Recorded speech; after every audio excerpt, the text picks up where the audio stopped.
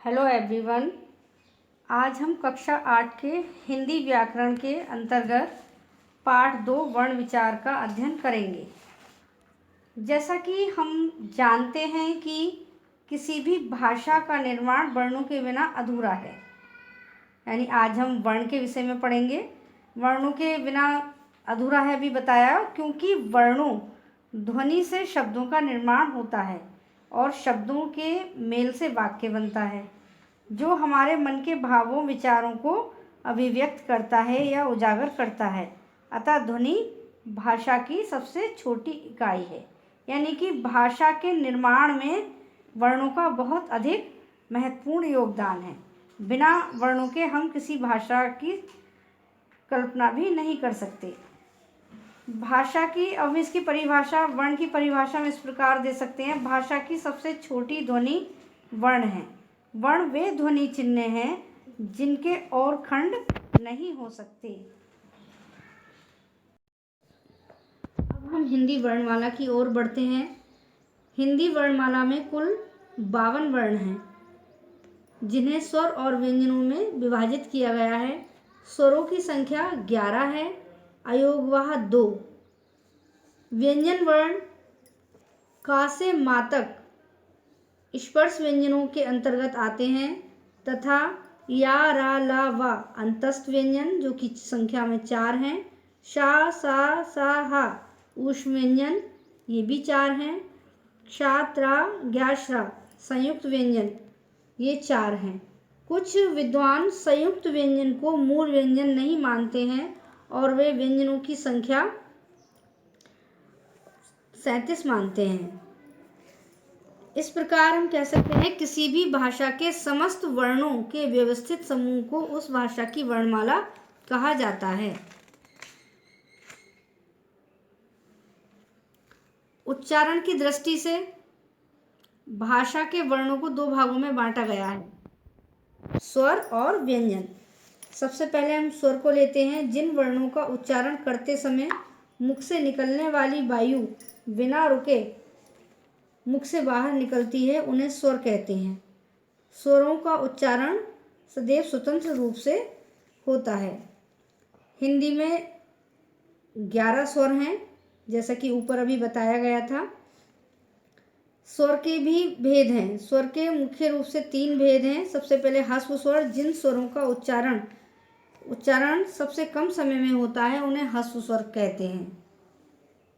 उसके बाद हम दीर्घ स्वर की ओर चलते हैं। दीर्घ स्वरों का उच्चारण करने में ह्रस्व स्वरों की उच्चारण समय से लगभग दुगना समय लगता है, उन्हें दीर्घ स्वर कहा जाता है। दीर्घ स्वर के पूरा करने के बाद अब प्लुत स्वर की ओर बढ़ते हैं। जिन स्वरों का उच्चारण करने में ह्रस्व स्वर के उच्चारण समय से 3 गुना समय लगता है, उन्हें प्लुत स्वर कहा जाता है। संस्कृत में इस प्रकार के स्वर के आगे 3 अंक लिखने की परंपरा है, जैसा कि उदाहरण में भी दिया हुआ है ओम शब्द। इस प्रकार इसको हम प्लुत स्वर कहेंगे। स्वरों की अपनी मात्राएं होती हैं। कुछ मूल रूप में मात्राएं होती हैं, मात्रा के रूप में होती हैं। अयोगवाह, अनुस्वार, अनुनासिक, विसर्ग ये सब स्वरों की मात्राओं के अंतर्गत ही आते हैं। स्वर की व्याख्या के बाद अब हम व्यंजन की ओर बढ़ते हैं। जिन वर्णों का उच्चारण करते समय वायु कंठ से सीधे बाहर नहीं आती, अर्थात जिनका उच्चारण करते समय श्वास वायु मुख विवर के कंठ, तालु आदि स्थानों में रुक रुक कर निकलती है, उन्हें व्यंजन कहते हैं। हिंदी में कुल 41 व्यंजन बताए गए हैं, जिनमें स्पर्श व्यंजन का से मा तक के सभी व्यंजन और ड़ा और ढा को मिलाकर 27 हैं। अंतस्थ 4 हैं, ऊष्म 4, आगत व्यंजन 2 और संयुक्त व्यंजन 4 हैं। लेकिन आधुनिक विद्वान संयुक्त व्यंजनों को मूलतः व्यंजन नहीं मानते हैं। इस प्रकार कुल 37 व्यंजन हैं। अब व्यंजन की व्याख्या के बाद व्यंजन के भेदों की तरफ बढ़ते हैं। आधुनिक विद्वानों के अनुसार या व्यंजन को मुख्य रूप से 4 भेद होते हैं, जिनमें स्पर्श व्यंजन का से मा तक के और ड़ा और ढा मिलाकर 27 स्पर्श व्यंजन हैं। उसके बाद अंतस्थ व्यंजन। अंतस्थ व्यंजन या रा लावा अंतस्थ व्यंजन की श्रेणी में आते हैं। ऊष्म व्यंजन, इन वर्णों का उच्चारण करते समय मुख से ऊष्मा उत्पन्न होती है, इन्हें हम ऊष्म व्यंजन कहते हैं। तथा शा, सा, सा, हा ये ऊष्म व्यंजन के अंतर्गत आते हैं। आगत व्यंजन, डायरेक्ट कॉन्सोनेंट्स, जिनको हम जो विदेशी भाषाओं के शब्द होते हैं जैसे अरबी, फारसी, अंग्रेजी आदि के कुछ शब्दों को शुद्ध उच्चारण के लिए हिंदी में वर्ण नीचे बिंदु लगाकर वर्णों का प्रयोग होता है।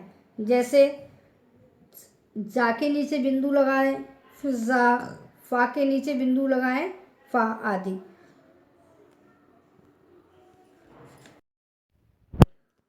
जैसा कि अभी बताया है कि व्यंजन के मुख्य 4 भेद होते हैं, लेकिन व्यंजन के और भी कुछ अन्य भेद बताए गए हैं। जैसे संयुक्त व्यंजन, जब 2 भिन्न व्यंजनों के योग से बने व्यंजन संयुक्त व्यंजन कहलाते हैं। जैसे हम शा का निर्माण करेंगे तो का प्लस सा मिलाकर हमें क्षा मिलेगा, जा प्लस स्वाम आम मिलाकर हमें ज्ञा मिलेगा। इस प्रकार से ये संयुक्त व्यंजन होते हैं।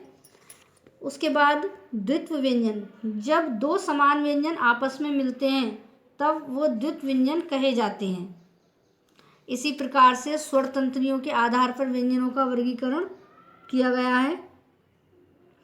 स्वर तंत्री के आधार पर अघोष व्यंजन और सघोष व्यंजन, जिन वर्णों के उच्चारण में हमारी स्वर तंत्रियों में कंपन नहीं होता है उन्हें अघोष व्यंजन कहते हैं। जैसे प्रत्येक वर्ग का, जो हमारा वर्ग है कवर्ग से लेकर पवर्ग तक, प्रत्येक वर्ग का पहला और दूसरा वर्ण तथा शा, सा, सा ये अघोष व्यंजन की श्रेणी में आते हैं। सघोष व्यंजन वेवरिंग कॉन्सोनेंट्स, जिन वर्णों के उच्चारण में स्वर तंत्रियों में कंपन होता है, हमारी स्वर तंत्रियां में कपकपाहट होती है, उन्हें सघोष व्यंजन कहते हैं। इनका उच्चारण करते समय यदि हम अपने गले पर हाथ रखकर देखेंगे तो हमें ऐसा लगता है जैसे कि कंपन हो रहा है।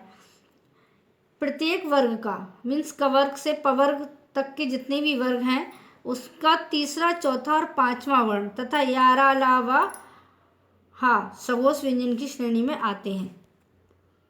उसके आगे बढ़ते हैं हम। प्राणत्व या श्वास के आधार पर व्यंजन का वर्गीकरण। प्राणत्व और श्वास के आधार पर भी व्यंजन का वर्गीकरण 2 प्रकार से किया गया है। अल्पप्राण व्यंजन यानी नॉन एस्पिरेटेड कॉन्सोनेंट्स और महाप्राण व्यंजन एस्पिरेटेड कॉन्सोनेंट्स। सबसे पहले अल्पप्राण व्यंजन लेते हैं।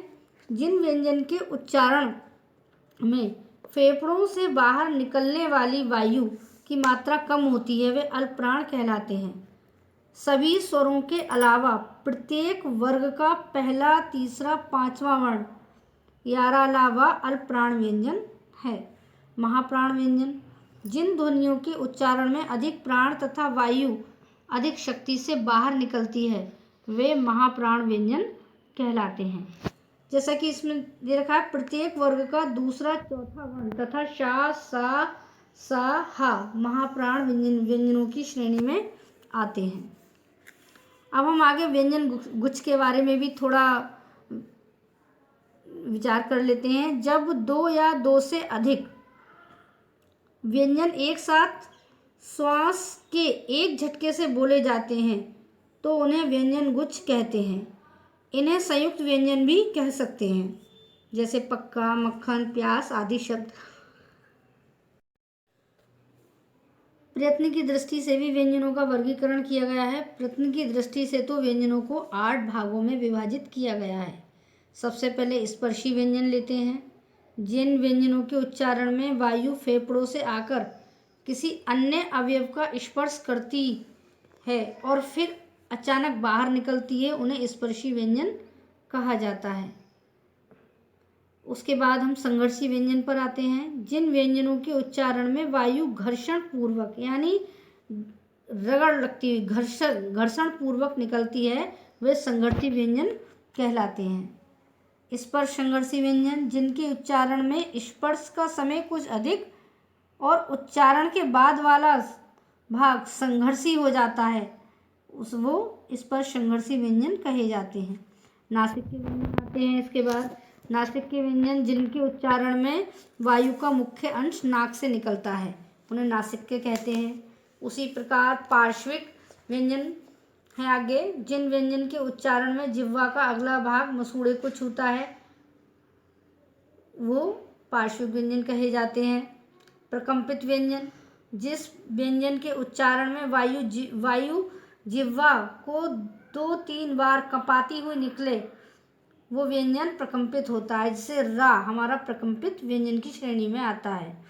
उत्क्षिप्त व्यंजन, जिस व्यंजन के उच्चारण में जीभ की नोक झटके से नीचे गिरती है, तो वह उत्क्षिप्त व्यंजन कहलाता है, जैसे ड़ा और ढा, ये हमारे उत्क्षिप्त व्यंजन की श्रेणी में आते हैं। संघर्षहीन व्यंजन, जिन व्यंजनों के उच्चारण में वायु बिना रगड़ के बाहर आती है, उन्हें संघर्षहीन व्यंजन कहा जाता है।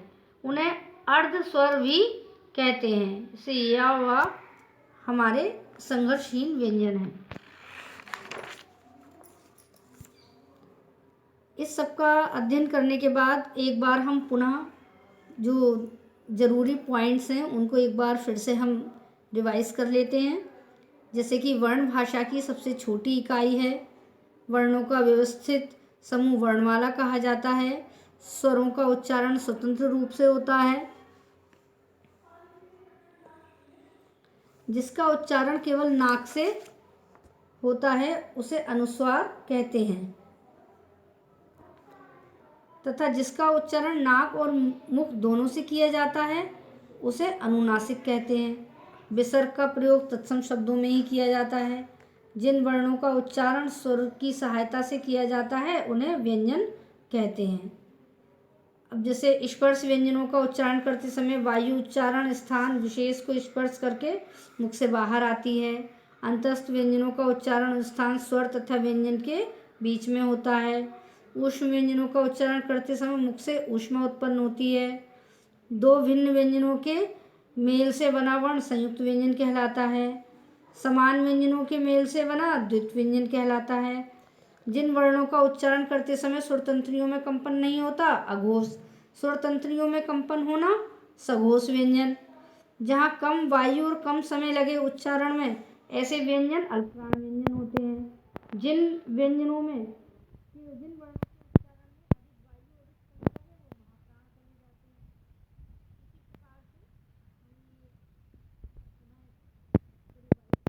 जो जरूरी पॉइंट